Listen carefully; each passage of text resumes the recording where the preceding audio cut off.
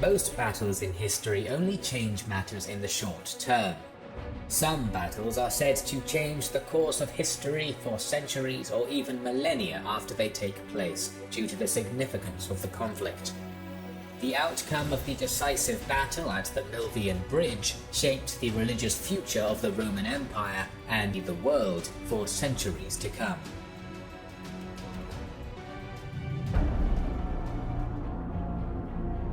The events of the crisis of the 3rd century in the Roman Empire, its plagues, civil wars and economic problems, and constant incursions by Germanic tribes and the Sassanid Empire. As these difficulties progressed, in 293 the diarchy evolved into the tetrarchy.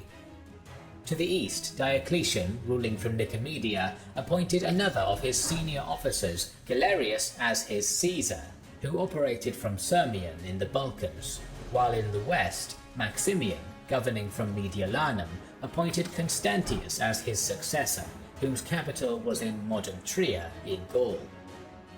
During November of 303, Diocletian travelled to Rome and celebrated the 20th anniversary of his rule, with Maximian at his side. Also in his imperial retinue was a 31-year-old military tribune, Constantine. This young ward was the son of Western Caesar Constantius, and had served as the right-hand man of Diocletian and Galerius since 293. He was being groomed for the imperial college. Diocletian was struck by a vicious illness on his way back to Nicomedia, and became unable to rule. In May of 305, the frail old emperor announced his abdication to the army, and Galerius succeeded him as the Eastern Augustus. Constantine stood on the tribunal with the imperial duo, expecting his promotion to Caesar. However, Galerius ignored him in favour of a nephew, Maximinus. At the same time, an identical ceremony in Mediolanum saw Maximian step down and be replaced by Constantius, the father of Constantine. Constantine and Maxentius would eventually cause the first fracture of the Tetrarchy. In summer of 305, Constantius summoned his son from the east, intended to introduce Constantine to his troops as his preferred heir. After a year of fighting with his father's troops, they declared him Augustus in modern-day York upon the death of Constantius during July of 306. Galerius refused to acknowledge Constantine's succession as senior emperor. However, he would grant Constantine the title of Caesar. To the south, in Rome, this succession also prompted Maxentius to act. When Galerius declared that taxes would now be levied on the city of Rome, the citizens, praetorians and urban cohorts were furious. They declared Maxentius princeps, as he promised not to introduce taxes on the Eternal City. He was supported by the regions in the south of Italy, and importantly, Africa, which controlled the majority of Rome's grain supply. Severus was ordered to destroy the usurper in Rome. In early 307, Severus left Mediolanum with a powerful field army and approached the city's massive walls. Intimidated by the colossal city, the army deserted. Severus was captured and killed. Maxentius now controlled all of the Italian peninsula. In the summer of the same year, Galerius himself crossed the Alps and marched south with another army. Despite adding the defectors from Severus to his forces, Maxentius knew that Galerius was a capable commander, wisely withdrew behind the walls. Realizing the difficulties of besieging such a massive city, Galerius negotiated with Maxentius. This gave the princeps time to dispatch agents to the enemy siege camp to offer bribes in exchange for defections. This worked again, and Galerius was forced to retreat after losing a portion of his army. During their withdrawal, the Eastern Augustus allowed his defeated troops to plunder the country, which only angered the local population. With this victory, Maxentius declared himself Augustus.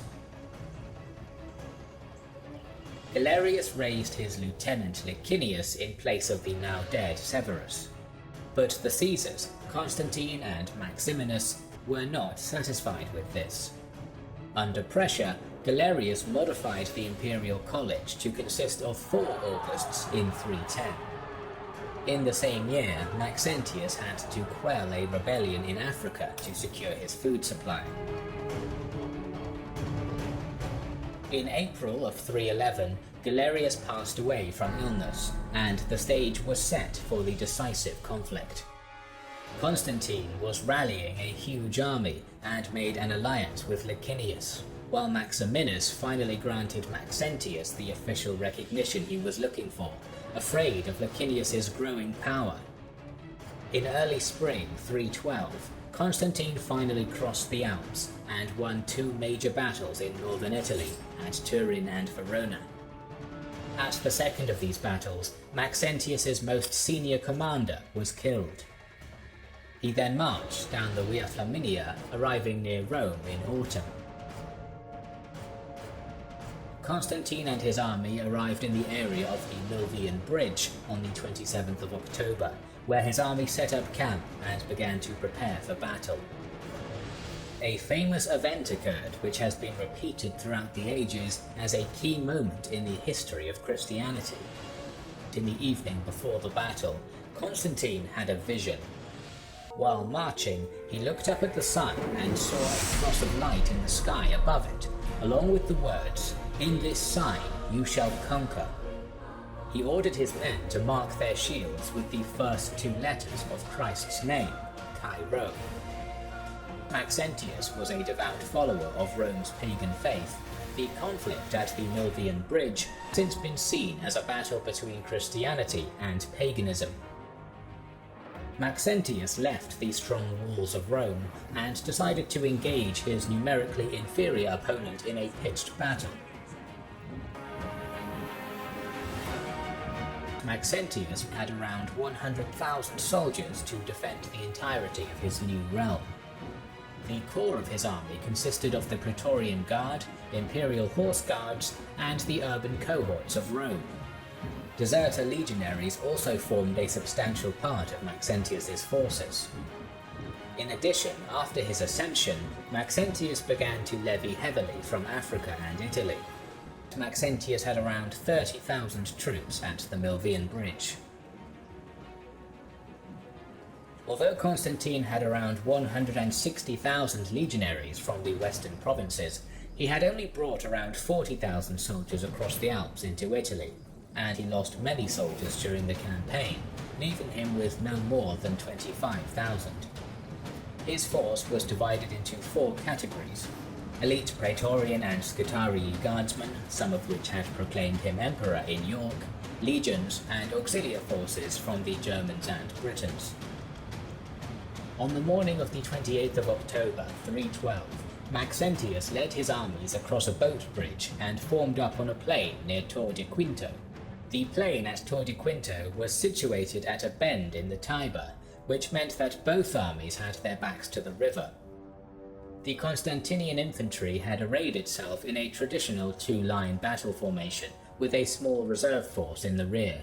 Constantine's left wing, closest to the river, was manned by a strong 2-division cavalry force, whereas his right was weaker. The Maxentian infantry formed up into defensive square formations due to the limited space available on his section of the field. Maxentian believed that the impossible nature of retreat would make his troops fight better. Constantine himself opened the battle, charging with his elite 1st Cavalry Division into the enemy vanguard and routing it almost instantly. This charge was seen as the signal for his first line of infantry to charge the front enemy square, manned by Maxentius's Praetorians and veterans. Both sides threw their javelins, charged at one another in a shield wall, and drew their swords for the melee. Maxentius's hardened frontline troops held firm and could not be dislodged initially, leading to both sides suffering casualties. On Constantine's left, it looked as if the Maxentian cavalry would collapse quickly, but it was steadied by the reserves. On the right, the 2nd Constantinian Cavalry Division charged and scattered the small Maxentian cavalry force, then pursued them towards the Mulvian Bridge to cut off the enemy's retreat. Back on the left flank, Maxentius's reserves were only a momentary reprieve as Constantine readied his cavalry once again. He then charged at this weak point.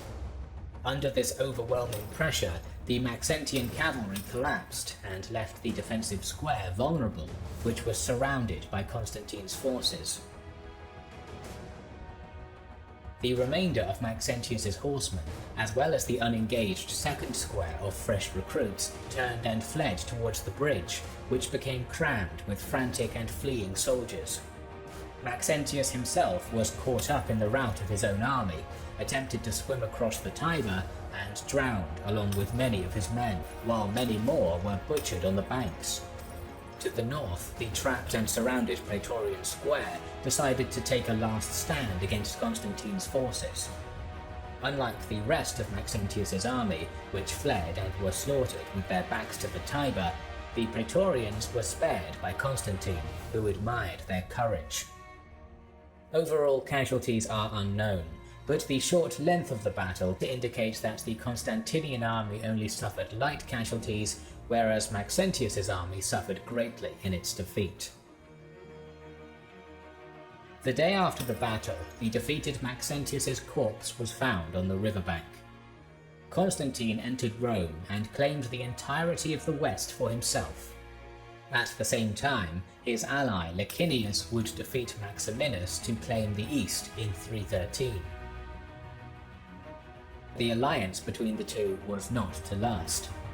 After Licinius began to persecute Christians in his new realm, Constantine attacked and defeated him at the Battle of Chrysopolis in 324, reuniting the empire in his name.